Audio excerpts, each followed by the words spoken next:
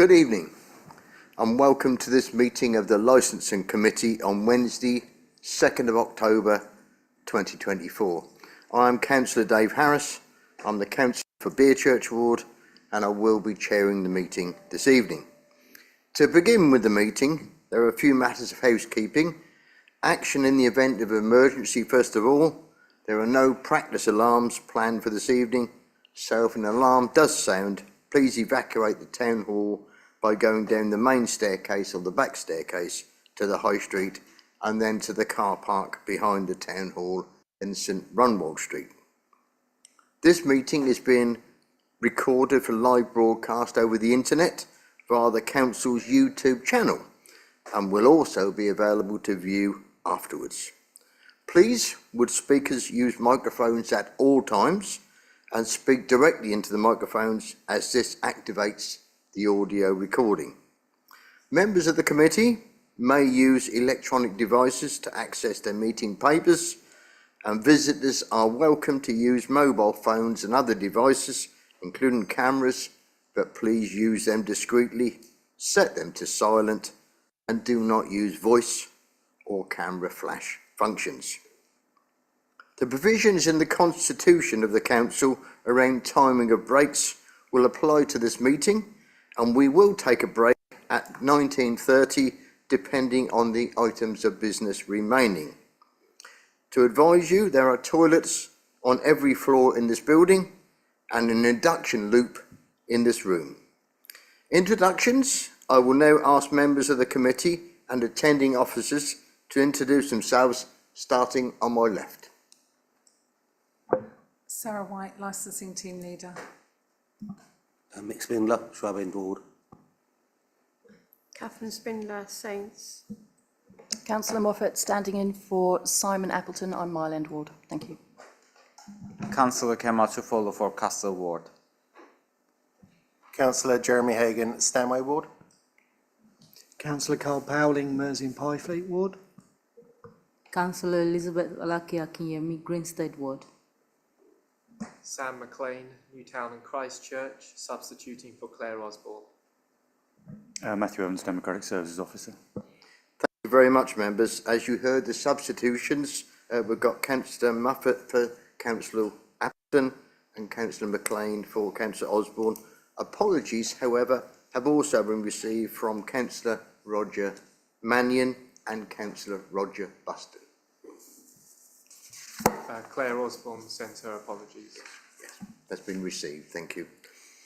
Item 3, urgent items. I have been advised of no urgent items, so there are none. Declarations of interest is item 4. Has any councillor present here today any declaration of interest for any item within this agenda? I see no indications. Item 5.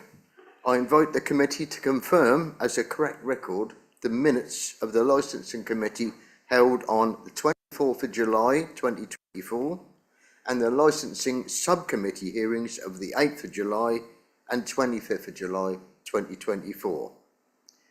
Have any indications? Catherine? Yes, thank you. Thanks, Chair. So, Councillor Buston has raised a couple of points in relation to the draft minutes of the meeting on the 24th of July, and he circulated those to the committee, so I hope you've had a chance to look at them.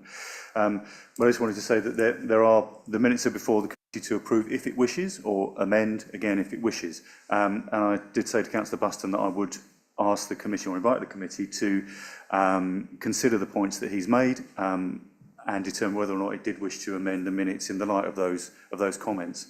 So if I could do that, Chair, I'd be grateful. Thank you.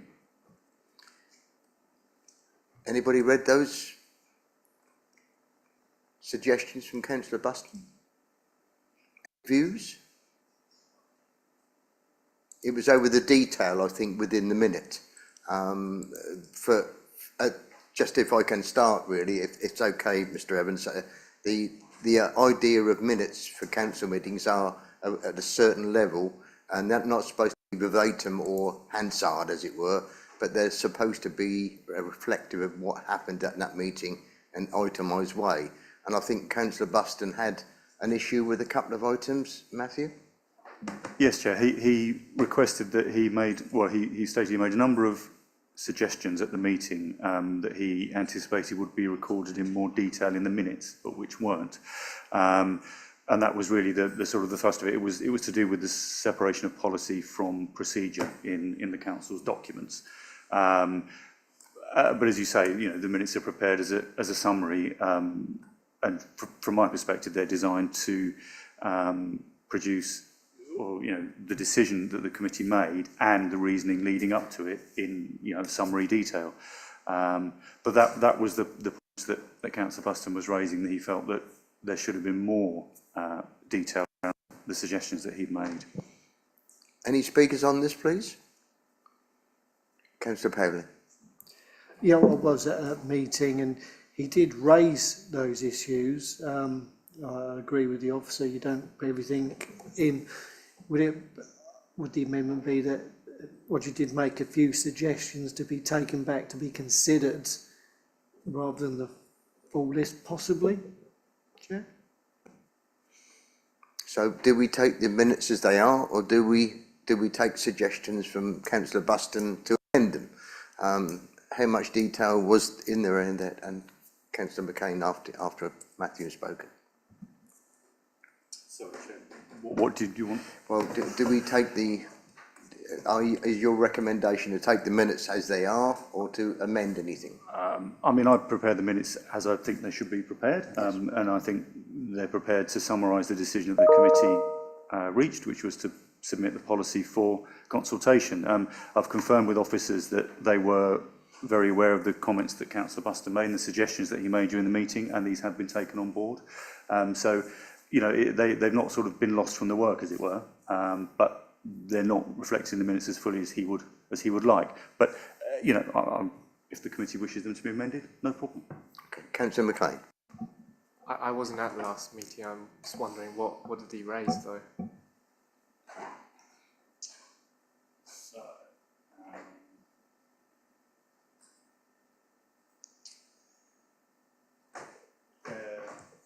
Yeah, so Councillor Buston has submitted a fairly detailed email, which recalls in some detail the suggestions that he made at the meeting. And essentially it's the distinction between process and procedure in the policy document, and he made a suggestion that all council policy documents should have process and procedure separated and referred to within 2 documents. And again, I say officers have taken that on board and will consider it. And that's it really. It's a question of detail, I think is the easiest way to summarise it, if that's helpful. Yeah, thank you. Councillor McCain. Do you believe they're accurate? If they're accurate, I don't see why we can't add them into the minutes. I'm in your hands, members. Somebody wants to propose we accept the minutes. I'll take a proposal in a second. Thank you, Mr. Councillor Spindler. I'll second. Thank you, Councillor McLean. Any other speakers? Okay. Councillor Powling, you had your hand raised. No, I was going to say, I think the officers already said that they have considered and took on board what Councillor Buston said, so I think it has happened, so. Thank you. Thank you for that, and we'll make sure Councillor Buston knows. Thank you. So we've got a proposal in a second. Thank you for that. All in favour, please? So that's the minutes proposed and seconded and recommended. Any against? Thank you. And that deals with the subcommittee as well. Yes? No queries. Okay, item 6, members, have your say. Anybody in the public gallery who wish to speak so? We have no public gallery tonight, so we've got nobody wanted to pre-register or register their attendance. So that's 6 over and done with. Item 7, this is the meat of the agenda for tonight. The gambling policy, results of the consultation. The committee is going to consider a report which details the outcome of the consultation exercise undertaken in relation to the review of the gambling policy. And I invite Sarah White, the licensing team leader, to present the report, please. Thank you, Chairman. As you've mentioned, this is the results of the consultation coming back to you, and there were no results as such because we received no comments.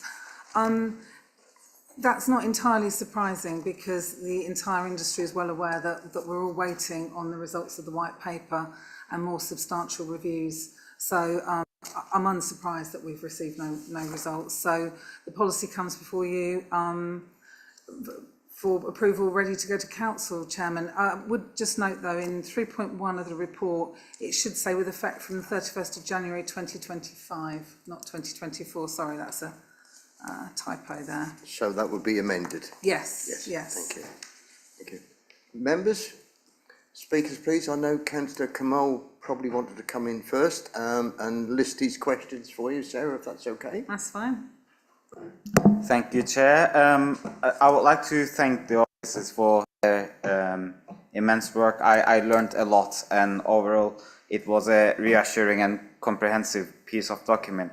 I especially want to refer to and express my appreciation of section 4.7 on page 45, which includes a provision of signage and documents relating to games rules, gambling care providers, and other relevant information to be provided in both English and the other prominent first language for that locality.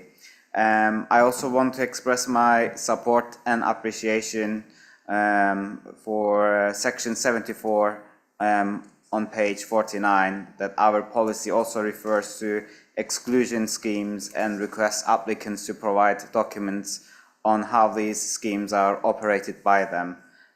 Moving to my comments and questions, I noticed that in page 25 under section 3.1, it is acknowledged that as part of our consultation, we received no comments on the policy. Yet on page 34, under section 9.1 and 9.3, it is stated that the licensing authority is required to designate in writing a body that is competent to advise it about the protection of children from harm, and in accordance with the Gambling Commission's guidance to local authorities, the licensing authority has designated the Essex County Council's Children's Social Care for this purpose. And I want to ask, did we not receive even a sentence-long feedback, comment or suggestion from the ECC's Children's Social Care? Thank you for a good question. Thank you. No, we didn't. We have previously though, so the policy reflects, they commented on the last policy, so, but we didn't have anything in response to this consultation. And I'm guessing, Sarah, your remarks about the white paper coming forward, almost certainly the Essex County Council Social Care will, at that time, I'm expecting, feed into us then, wouldn't they? I would imagine so, yes. Okay. The next question, Councillor. Thank you. On page 30, under section 2.2, it is mentioned that the licensing authority recognises its responsibilities under equality legislation and will monitor the impact of these statutory duties through its various corporate schemes. Could I request a commentary on this, as corporate schemes monitoring our responsibilities under the equality legislation sounds a bit strange? Yes, thank you, Chairman. This really is referring actually to the council. So the council is the licensing authority, but the corporate schemes are the ones that govern us as a council. So they're not particularly specific to gambling, and questionably, maybe they don't necessarily belong in this policy, but we do put it in. So we monitor them through our equality and diversity specialist. I don't think I can add any more than that, Chairman. Thank you for your answer. Thank you. Carry on, Councillor. Yeah, thank you. Another comment, this is probably a typo. On page 31, under section 3.2, there is a missing quotation mark. Just wanted to bring that to your attention. Noted. Thank you. Yeah, no. And on page, again, 31, under section 4.1, there's a statement that we are the fastest growing town. We are one of the fastest growing towns in the country. And I wanted to get a clarification if it is the fastest growing city in the country or in Essex. So, thank you. Yes, in all honesty, I was thinking about how to change this, because I don't know that we're the fastest growing city. We were the fastest growing town. So I think it might be safer to take that out rather than amend it incorrectly. Councillor Hagan. Yeah, just a point of order, actually. Colchester City has at least 3 towns in it, and that's worth recommending that we remember that. Thank you. So you're recommending you take that out? Well, that's my suggestion. I think it's up to members. I'm happy to do the research, but I'm not at this point. I couldn't tell you to be for sure. I wouldn't put you through that. I think that would solve your problem, wouldn't it, Councillor Coe? Yeah. Next one. On page 44, in the section 4, I noticed that subsection 4.2 is missing. I think that's just a numbering error, because this was I think we mentioned last time, this is a very difficult document to manipulate, and we're looking forward to rewriting it in its entirety, including its formatting. We will correct that. But thank you for spelling it out too. It's very helpful. So my next question is from page 45. Under section 4.6, it states that in every case, the local risk assessment should show how vulnerable people, including people with gambling dependencies, are protected. Do we have a data on vulnerable people and people with gambling dependencies in Colchester? And if we do, where can we also find the Colchester City Council's local risk assessment, which is also mentioned in several sections of this document? Colchester's, the risk assessment we expect them to complete is the final, I believe it's the final document on this policy, Annex E. So that's what we expect them to complete. The vulnerable data, we have a variety of data. To be honest, we don't hold it in one place at the moment. We rely on a collection of council statistics for this information at the moment, because we don't have a local area risk assessment, local area plan in place currently.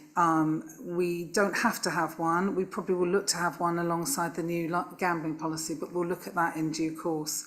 So no, we don't. But if we were approached by an operator wishing to set up, then we could provide them and point them to the most recent accurate data. To be honest, I'd be quite surprised if we have any applications in Colchester. Gambling is mostly online these days. So I'd be surprised, but we would supply relevant data if and when that happened. And you've got one on section 4.7 as well. Come on. And under section 4.7, could we consider changing the word manning with either crewing or staffing? Yeah, that's no problem. Yeah, we can do that. Thank you.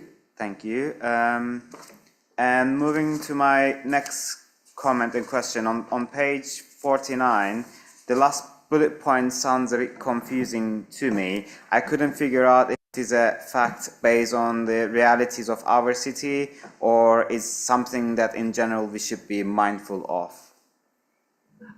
This is a reference to the 7.4 above, which is the licensing objective of protecting children and other vulnerable persons. So these are the points that we'd expect operators or potential operators to bear in mind. And that simply is just a statement to say, you know, alcohol and drug dependency is an issue that we're concerned about. So you must demonstrate how you'll protect them. So it's really something that just points operators in the direction of saying, we're concerned about that, you need to address that in your risk assessment. So what we would expect, and I think, is any application that came in, we'd look for a section that covered that in their application paperwork, which we would consider it a subcommittee, I'm guessing, Matthew. Yeah, thank you. Thank you, Sarah. Next one. Thank you very much. On page 52, section 10.1, gambling vulnerability zone and vulnerability zone are mentioned. And additionally, in section 10.6, sensitive locations is also mentioned. So my question is, do we have an interactive or ever-evolving gambling vulnerability zone map and vulnerability zone map, and are they different? No, we don't have a gambling vulnerability zone map, simply because it will change. So a gambling vulnerability is determined by the proximity to a school or other educational institution. So given that they don't often change, we mostly know where they are, but other things will change. So facilities for drug rehabilitation, the homeless, all those would be regarded as sensitive locations. And so it's not that we zone it like we would zone, for example, a stress area under the licensing policy, which is a defined area. This is an area that's defined dependent on where they're intending to operate and what's around it, if that makes sense, hopefully. And it's not different to the second sensitive location. Essentially the same. So as an application came in, a new application come in, it would be considered and looking at around that particular pinpoint of that area when the application come in for us to consider as a licensing authority. Okay? So is that something that both ourselves and the applicant will need to do and address? It's something that we would expect the applicant to address, yes. Yes. I mean, sorry, and to add to that, Chairman, it's something that we would look to assess the application on as well. Yeah. Is that your final question? I have two more. No, just one actually. On page 52, under section 10.2, it is stated that applicants are expected to establish whether there are sensitive premises or locations within close proximity. How do we make sure that the gambling vulnerability zone and vulnerability zone information regarding vulnerability zone are resources which are available to prospective applicants as well? Chairman, that's just by contact with us, but you know, the gambling industry is well organised and well used to putting in these applications, so they know exactly what they're doing, and they'll reach out to us for the information that they require in order to put these through successfully. Thank you so much. That was all of my questions. And thank you for your questions. It's very good. Yes, thank you for answering those. Members, any other questions?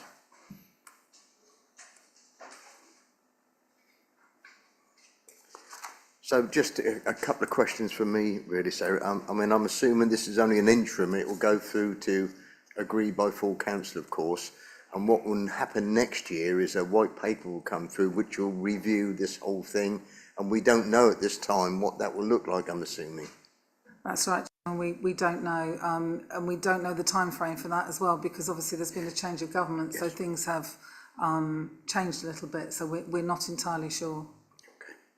Okay. And if this is agreed by full council, and assuming the white paper isn't quick coming forward, how long would it be before we reviewed this again? This would come to members again in 3 years. Thank you.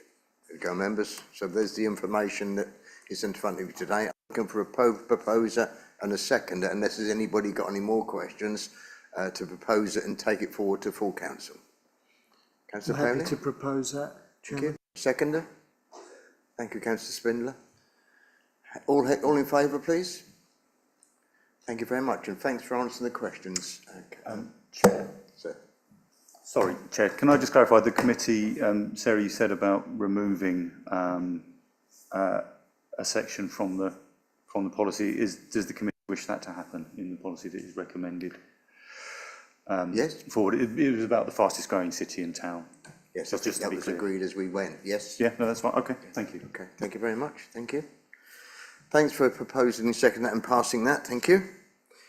Which takes us on to item 8, Matthew, which is, I invite Matthew Evans to present the report, please. Thanks, Chair. Standard report, it hasn't changed since the last meeting. The next meeting in November, I think we're due to be discussing taxi policy or elements of it. As usual, it's open to the committee to make any comments or suggestions that it wishes. Thank you. Thank you very much, Mr Evans. Of course, it's an opportunity to reconsider or add items on looking forward. So, members, any comments on the work programme as is in front of you? Looks like we've got a 6th of November heavy meeting, yes, which is good. And we've got the 15th of January unmet demand, and I guess that's being planned at the moment. It is, Chairman, the consultant's working on it and should be talking to the Hackney Carriage Association, yes. Okay. And the January meeting will be dependent, I'm guessing, on the white paper review, if it happens. Okay. So the work programme, is that going to be agreed, a proposer and a seconder? happy to propose that, Chairman. Thank you, councillor Powley. Councillor Spindler. All in favour, please? Thank you very much. Nobody against? And I think that's the agenda, Mr Evans. Thank you very much, members, and thank you for a good meeting. Thank you.